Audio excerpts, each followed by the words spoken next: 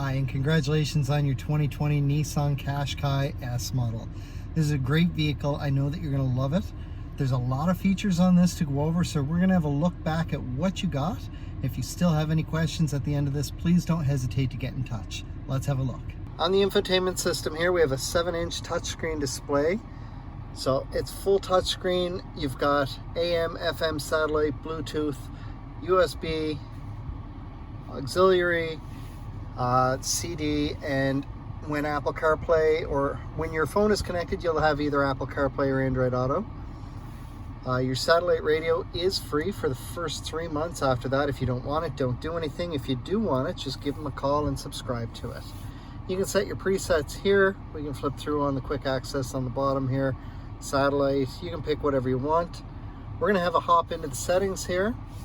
So to connect your phone, you're just going to go into connections, and then you're going to hit add new right here. From there, you're going to go into the Bluetooth settings on your phone. Then you're going to go into add a new thing there, and you're going to look for My Qashqai. Now, if you have an Android phone, there's an extra step that you're going to take once you've connected it. You're going to want to back out right to the settings menu again, then go down to security settings, into smart lock, and then add a trusted device and add My Qashqai. That will keep your Qashqai connected to your phone after your screen is locked once you start going.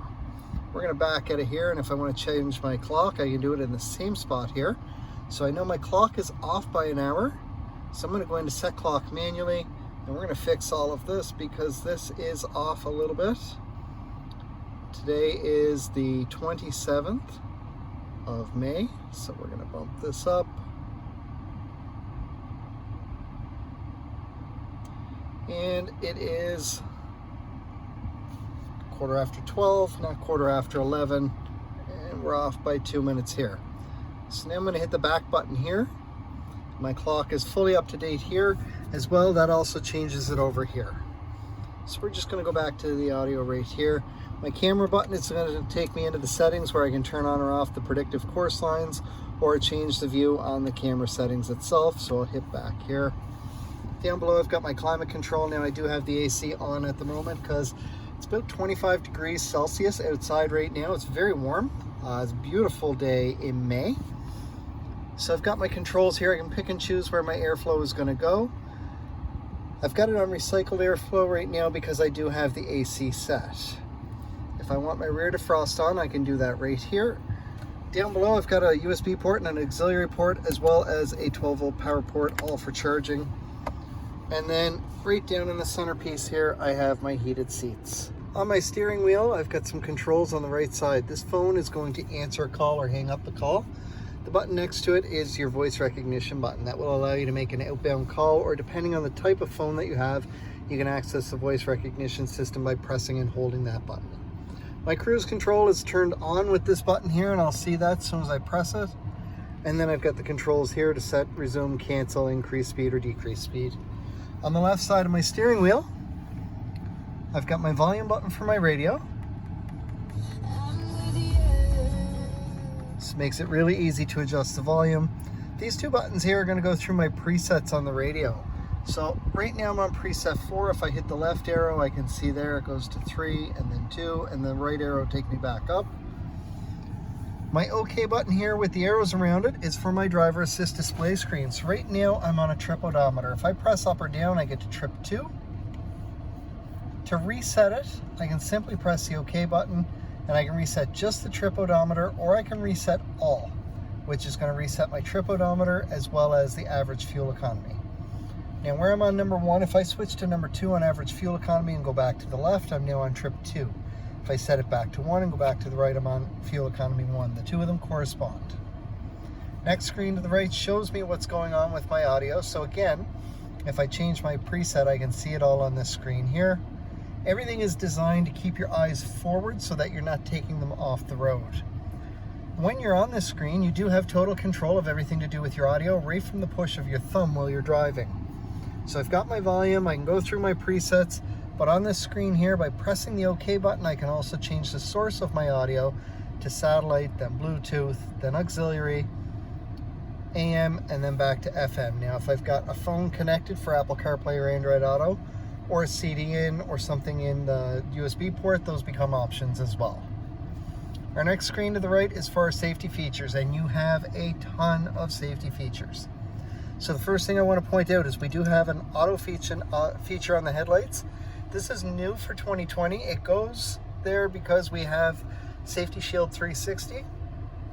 With this feature here, and I'm going to cover our sensor up above here so that we can demonstrate, but with this feature, we're going to force the lights on. When the lights are on, if I push forward for my high beams, I have a green A. This means I have high beam assist. High beam assist is perfect for when you're on the highway, driving at night. If there's anything ahead of you, whether it's coming at you or going the same direction, it will automatically turn off your high beams. If the moment that there's nothing in front of you, as long as it's dark enough, your high beams will automatically come on. That's our first safety feature. The next one is automatic emergency braking and forward collision warning. So for your automatic emergency braking, if the car in front of you suddenly slams on the brakes, inside the Qashqai here, it's going to beep at you. The gas pedal is going to push back against your foot a little bit. If you don't react fast enough, and by that I mean your foot moving from the gas to the brake, and it does happen occasionally depending on distance, the beeping gets louder and faster, and if necessary, your Qashqai is going to start to apply the brake for you to help avoid or minimize an oncoming collision. Your forward collision warning is that first stage of that with the beeping. So if you're driving along a residential road and the car up ahead of you is turning into a driveway, or it's turning on a side road and they're slowed right down to about 10 kilometers an hour as you're doing 50 approaching them, as soon as the radar gets within range and sees that you're closing that gap quickly, it will beep at you inside the vehicle, and then the moment that they turn that corner, the beeping stops because there's no more imminent collision coming. You have pedestrian detection, which is operated through the camera up in here. So that camera is monitoring for the shape of a moving person. When that happens, it's going to go through the exact same sequence that it does for the automatic emergency braking, except it's going to happen much faster, and instead of starting to apply the brakes, it's going to fully apply the brakes. The reason for this is when the automatic emergency braking kicks in, the car in front of you still has forward momentum. However, when the pedestrian walks out in front of you, perpendicular to you, they do not have forward momentum, and we're hoping to avoid giving them any. You have lane departure warning as well. So that same camera is going to read the lines on either side of the road as you're driving. And if you start to drift out of your lane, it's going to beep at you. Now there is a button down here that if I turn this on, I do notice I have a vehicle with some circles around it up here. That's my lane departure intervention. As I turn that on, now when I'm on the highway, because the lane departure warning works at approximately 60 kilometers an hour or higher. If I start to drift out of my lane and it's beeping at me and I'm not correcting it, it will help me pull back into my lane. You have to remember though that you must turn this on first. You have rear cross traffic detection. So when you're backing out of a parking spot, if there is movement coming at you from either direction, within about 2 car lengths, inside the vehicle here, it will beep at you, and whichever side the movement is coming from, your blind spot indicators, which on the Nissans are located inside the vehicle, will be blinking on whichever side your movement is coming from. Now, speaking of blind spot indicators, as we saw, we are on the inside of the vehicle. When there's a vehicle in your blind spot, it will light up and stay lit up a dull orange. Now, let's say, for example, our driver's side indicator is lit up orange and I signal to go left. While it's lit up, my indicator is going to start flashing, and it is going to give me an audible sound inside the cabin here. It's going to beep 2 or 3 times. You'll hear it, providing you don't have the radio up too loud. You also have rear sonar and rear emergency braking. Your rear sonar will start beeping at you as you start getting close to an object behind you. If you get into the steady tone, which means that you're right around those red hash marks on your backup screen, which we'll see in a minute, and you're still not stopping, providing you are going 15 kilometers an hour or less as you're backing up, when you're in that steady tone, it will apply the brakes for you to avoid hitting whatever's behind you approximately 1 to 2 feet away. It'll hold the brakes for about 2 seconds. You do need to put your foot on the brake. Otherwise, you do risk impacting whatever's behind you at that point, because the vehicle will start to move again. So that's the safety features that we have. That is our Safety Shield 360. We have a tire pressure monitoring system on your vehicle here. Once you start driving, the tire pressure will appear for each wheel individually so that you always know what your pressure is. In between each wheel on the axles, it'll show you what the tire pressure is set for. Now, if you get a low tire, if it dips more than 6 psi below what it's set for on those axles, you will pop up with a tire warning that says low tire pressure. But it's going to tell you which tire is low and what the exact pressure is. From there, go to put air in the tire, grab the hose for wherever you're at for your air, go to the tire that it says needs the air, start putting your air in. When it gets to the right pressure, your horn is going to beep to tell you to stop. If for some reason you continue putting air in or you go to the wrong tire, it will hit an upper limit. When you hit that upper limit, it's going to beep the horn 3 times in a row. Please stop putting air in that tire at that point. However, do the same thing to your other 3 tires. That way you have the same tire pressure in all 4 tires and you get even tread wear. Any warnings can be reviewed on this screen. So for example, if I go back one and I open my door, I've got a warning right there. I can clear it off by pressing the OK. It goes away, but I've got an orange triangle here with an exclamation mark that stays. So if I'm on a long trip and I get low wiper fluid, I clear off the warning, later on I stop and I don't remember what my triangle's for, I can come back to this screen and it'll show me whatever the warning was. To clear your warning, simply correct the issue. Our final screen over is our settings, and there's a couple settings I do want you to take note of in here. Before any vehicle leaves the lot, I typically go into vehicle settings, locking, auto door unlock. By default, our vehicles will automatically turn off or unlock the vehicle when you turn it off, which is ignition off. Most people prefer that it unlocks the moment you shift into park, so this is what I have it set for. Simply go down to this option and press OK. We're going to hit the back button and then go down to wipers. From there, I turn on speed dependent and reverse link.